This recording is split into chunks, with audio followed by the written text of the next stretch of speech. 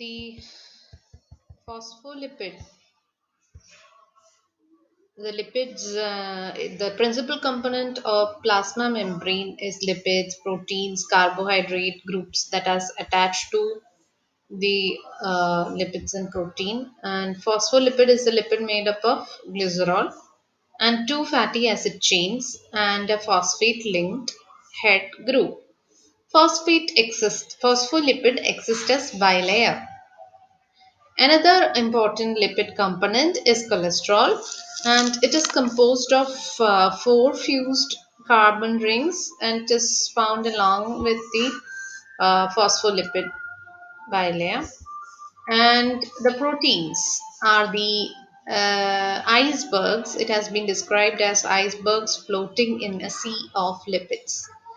There are peripheral proteins as well as that is seen outside the membrane as well as integral protein that is found embedded in the membrane. So it is not a very static structure like the protein. This imparts the dynamic nature or variable number of lipid to protein nature to the property to the plasma membrane. It is not always found in a fixed position. It constantly changes its position. So it can that is it has many that is it is of two types. One is it is found outside, that one is called as peripheral membrane protein, and the one inside is called the integral membrane protein.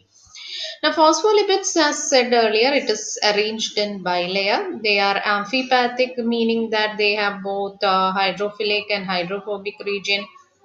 The hydrophilic or the water loving portion of a phospholipid is its head region. It contains negatively charged phosphate group as well as additional small group varying identity which may also be charged or polar. The hydrophobic end is the water fearing portion is the tail region, that it consists of long non-polar fatty acid chains. So here you can see the hydrophilic, that is water loving head, which consists of the glycerol and phosphate.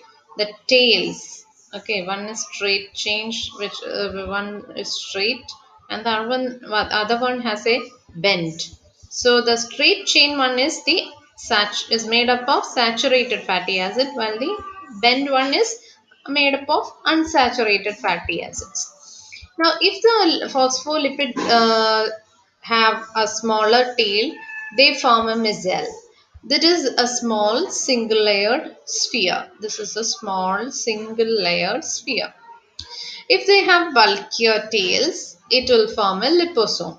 That is a bilayer membrane, a hollow droplet bilayer membrane. Carbohydrates are present on the outer surface of the membrane. It is attached to proteins as well as lipids. Those attached to proteins are called as glycoproteins, and one attached to lipids are called glycolipids. They form distinct cellular markers.